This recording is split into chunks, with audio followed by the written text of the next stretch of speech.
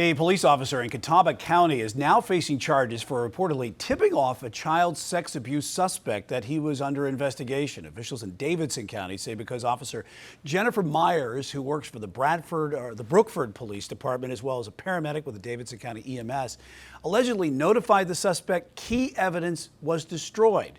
Chief Legal Analyst Collie Froese joins us now to talk about it. How much do these charges complicate the initial child sex abuse case here in court? Well, it depends on if that individual, the original folks charged in the officer, had multiple communications about attempting to delete this information or remove the information, because it's two different charges. You have the obstruction charge, but then you also have the accessing government computers. That's going to be the more troubling charge. That obstruction charge is a misdemeanor. This interfering and accessing computers, that's a felony, lower level felony. North Carolina goes from A to I. This is an H, second lowest type of felony, but it's a felony nonetheless. And so when you're talking about how do you deal with these charges, the statute's pretty clear. Did you willfully, without authorization, access a government computer for prohibited purposes? Well, we know that this person willfully did it. That's what the allegations are. And without authorization, they're an officer. They have access to those computers. So that those two would probably still be in their favor.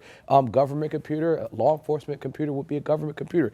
But for the prohibited purposes, ding, ding, ding, that would be something that would be hard to overcome as a defense attorney, trying to figure out, well, did you do something on there that's prohibited? Are you allowed to delete information connected to an ongoing investigation? Typically not. And so one of those factors is met beyond a reasonable doubt. That's a conviction. That's pretty straightforward. And I've had individuals that have been charged with these type of charges before in the past, not law enforcement, but accessing government computers nonetheless.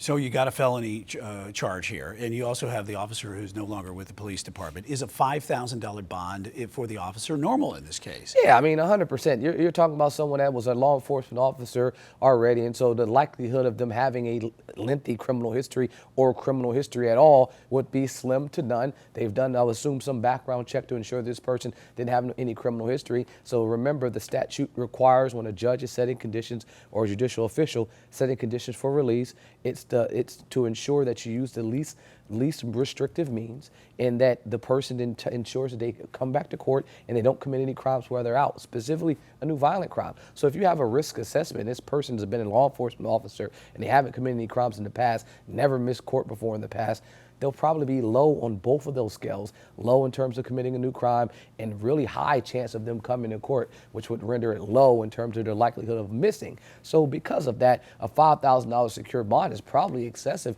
Normally a person, I know this is something that we've talked about most recently, would receive a written promise to appear when you're talking about a misdemeanor and a low-level felony, because an H felony in most situations doesn't even require a person to do any jail time if convicted. So those scenarios would be, community confinement, some type of probation. And so that's a lower, extremely low-level charge, but $5,000 for a secured bond is something that I don't think would be unusual. We're going to leave it there and keep following that on QCNews.com. Chief Legal Analyst Collie Froese, thanks. Queen City News Plus. Just search Queen City News on your smart TV's app store.